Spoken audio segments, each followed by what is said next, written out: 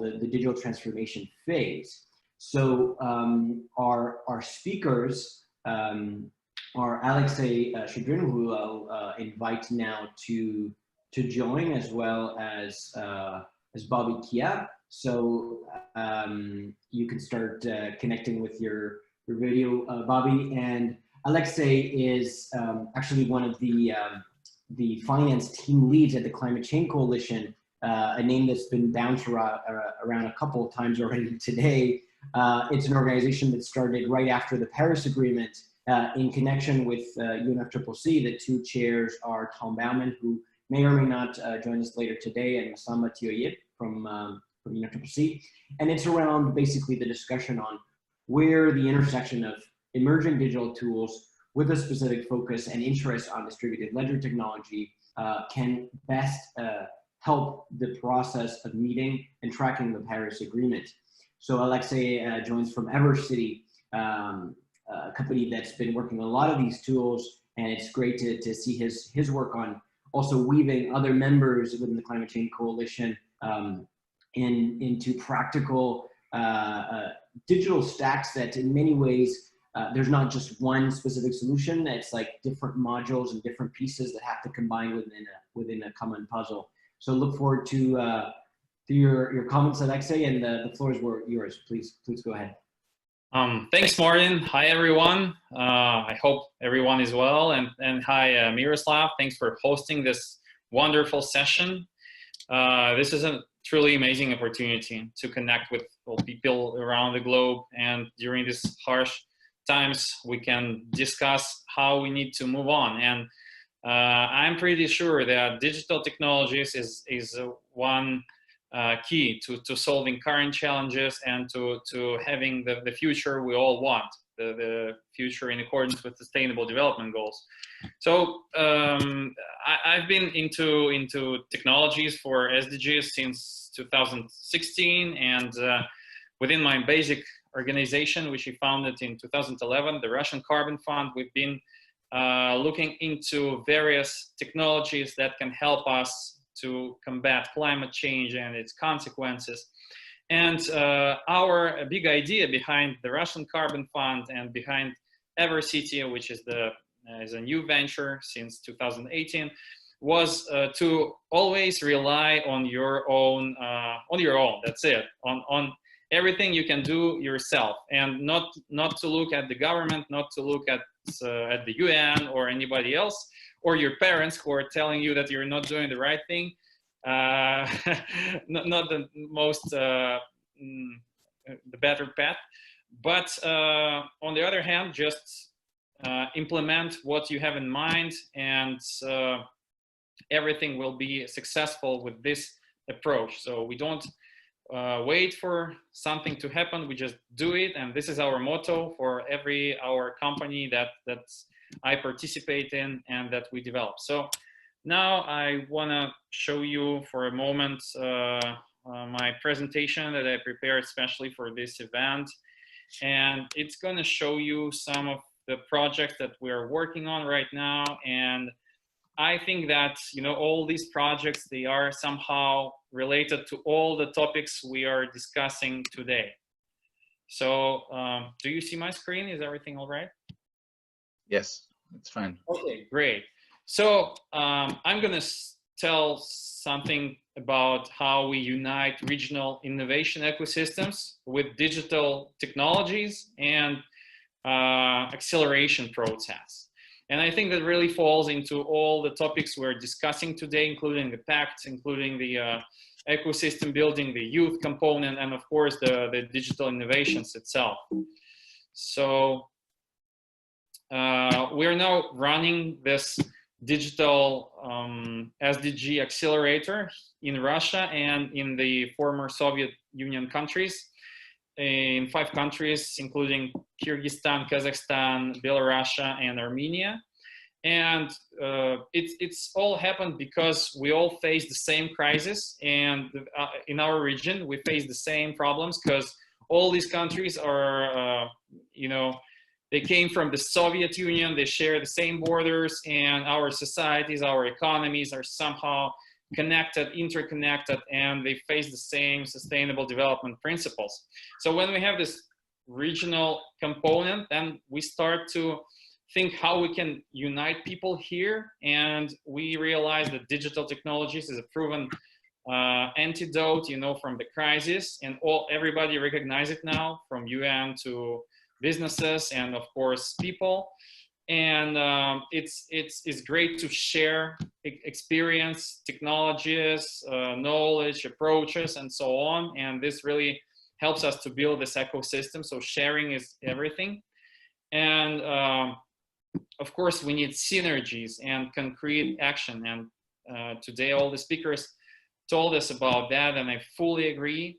So our main aim, and something that helps us to implement this idea, because nobody supported us from the beginning with financial help, only with some kind of ideological support. So our big idea is to reach corporations that are now searching for digital technologies everywhere, with startups, with universities, with innovation ecosystems that actually develop those technologies. And by bridging them, by bonding them together, by developing joint pilots, we can really help to develop those technologies and deploy them in the most active manner. So we are now working with those businesses that face sustainability challenges and are helping them to find solutions in our region. And I'm really happy that we have support of the International Telecommunications Union and the regional head, Natalia Mochu, who is, I think, here. She was here before I started my presentation. So thanks a lot. And we have more than 25 partners from all of these countries from the region that joined us. And they all joined with something, with ideas, with media support, with, I don't know, with sponsors who they can bring those sponsors to our accelerator. So this is a pretty much, you know, kind of horizontal initiative where we invite our friends, our partners, people who think alike, and they help us to make this happen. So the main aim is to make pilots with businesses, with corporations, then scale the startups. The next thing we are developing is a catalog of all these digital solutions to present them at the UN and other forums for the region. And this is also very important, that we have something to show people what exactly are the innovations, what are they doing, what are their impact on SDGs, and so on.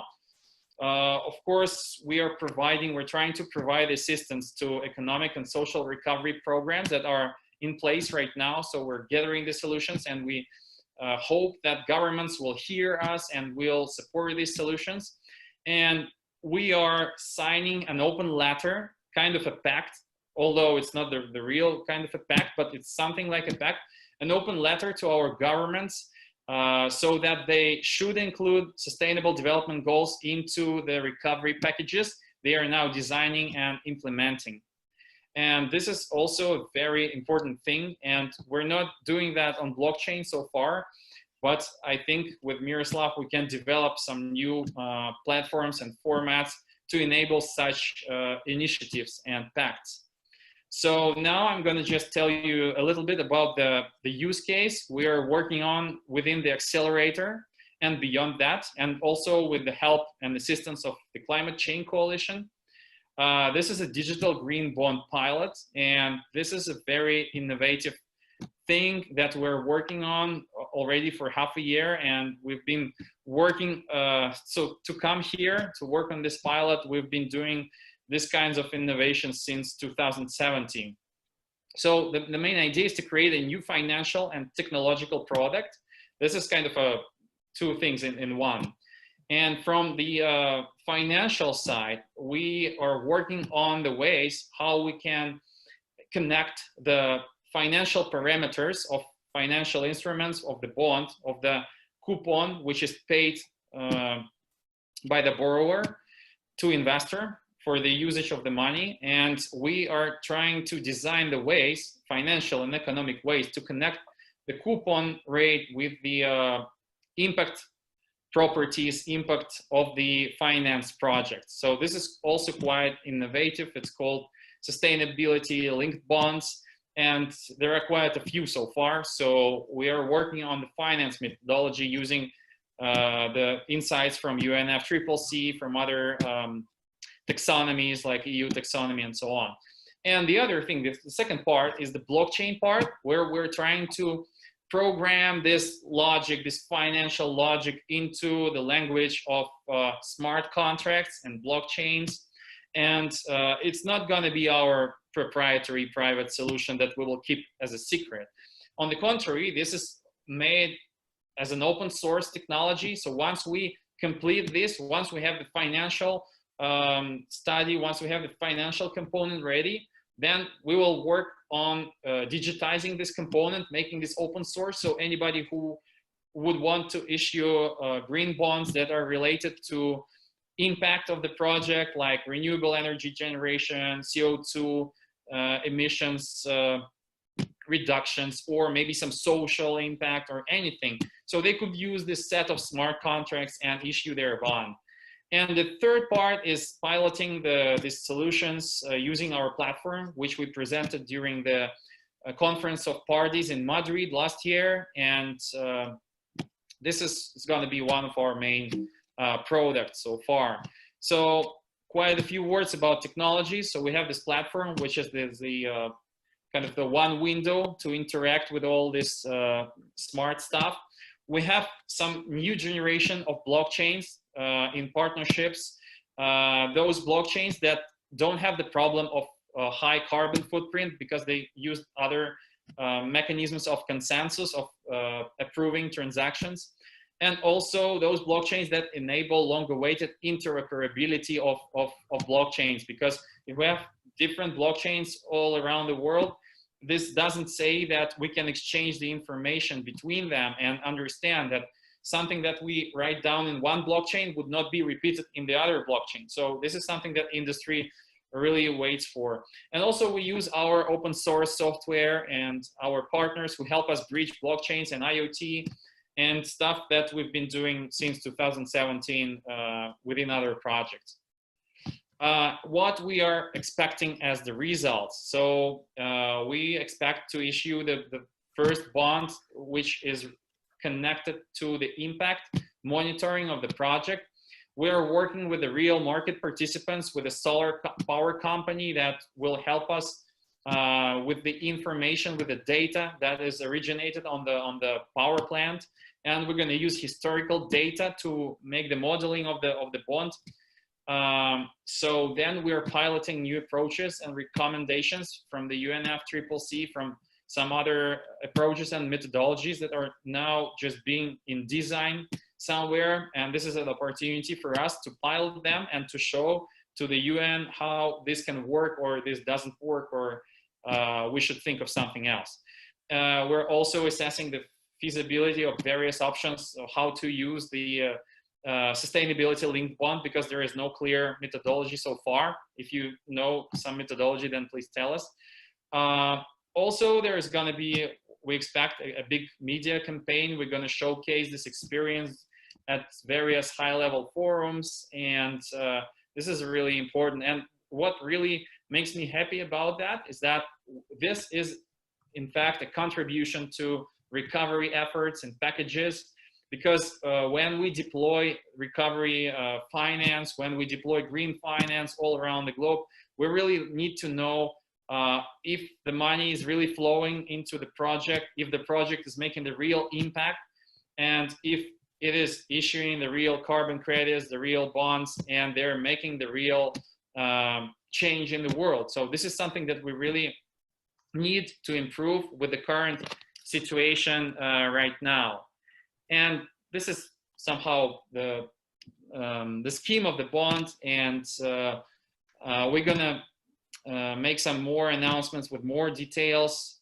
This is a more technical scheme, but we're gonna show many times how this is used with made with blockchain, with interface, with the real market participants. We're gonna make all that with the Climate Change Coalition members, and I strongly encourage you to join us on this journey and take part in the pilot, share your views, and see what can happen from this this effort. And of course, this is going to be the first proof of concept, which we want to scale to municipal bonds and other bonds markets that are awaiting concrete solutions to increase transparency, trustability, and find new sources of capital. So this is pretty much it. I took, I think, too much time. And we're going to organize a lot of other events within Climate Change Coalition and in ADBA, and workshops, and talk about that in various dimensions. Thank you very much, Alexey, and I think you've really helped us also walk through about how these components really fit into what we understand on financial innovation, and this is definitely one of the key parts that in some sense helps democratize normally complex financial deals like a debt structure for also communities that would have a harder time implementing financial structures that are normally relayed to economies of scale, such as project finance. So thank you very much. Maybe a question would be, how would people be able to be involved and stay connected to the discussion? Is there a working group? Is there a monthly meeting? Is it something that you're organizing through the Climate Change Coalition? If you can speak a little bit about that, I think the audience might enjoy. Yeah, as well. sure. Thanks for the question. So yeah, we want to make this as open as possible. And we have various roles in this pilot, and we already have many applications from around the globe who want to participate in some way. Of course, there are fixed roles within the user story within this pilot. There is the issuer, we have him. There is the bank who organized the issuance. There is the auditor part and custodian part and so on. These are pretty much fixed. But for the other parts, like informational partners, methodology partners, technological partners, we are really welcome. And also, I think there could be many partners on each role, and this would be very important. We will make a special, more detailed announcement very soon during the meeting of the Climate Change Coalition and the NADBA, and we're going to make it visible to everybody and hold some special seminars, some special working tables or something, like just open discussions like we're having now, and just look into the steps we're going to implement, discuss the results. And I think this would be really valuable to everyone, and I invite everyone to join. Great, thanks. And maybe in the follow-up to this webinar, you can share some of your slides and maybe more details of those upcoming meetings for people that want to join. Our next speaker is Bobby Kia, who unfortunately had overlaps